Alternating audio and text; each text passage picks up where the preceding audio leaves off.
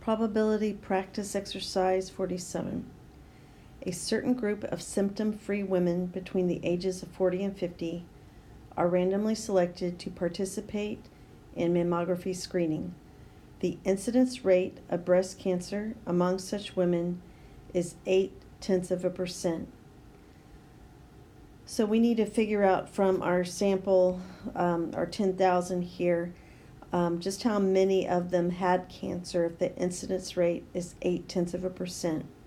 So remember, we need to move the decimal 2 places to the left, or we could divide that 0.8 by 100. We will get the same thing. So that gives us 8 thousandths now times 10,000, and that will give us 80.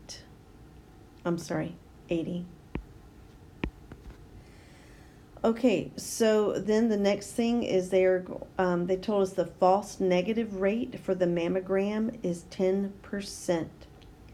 So a false negative would be someone who tested negative. So they're saying they didn't have cancer, but looks here, if they said they had cancer, but they tested negatively, that would be a false. If they tested negative, that would be a false negative. So 10% of the 80 is 8. So to get the number of people who had cancer who tested positive, we will subtract 80 minus 8, and that's 72. I noticed that I've forgotten to figure out the total people in this situation who did not have cancer. So that would be 10,000 minus 80, which is 9,920. Well, we're going to need that before we try to find out the false positive. If the false positive rate is 7%, again, that is the people who tested positive but was wrong. They tested as if they had cancer, but they didn't actually have any cancer. So we need to find 7%, so 7 hundredths, times that 9,920, and I get 694 and 4/10.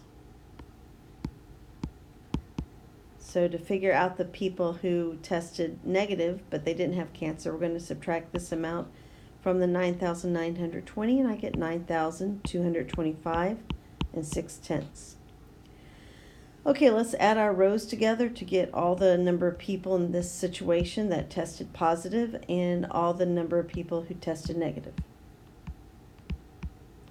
And they would like for us to calculate the probability that a person has cancer if they tested positive. So they had cancer given they tested positive.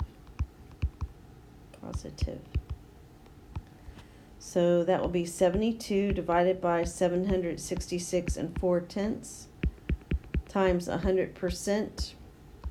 And let us go ahead and round to the nearest 0.1%.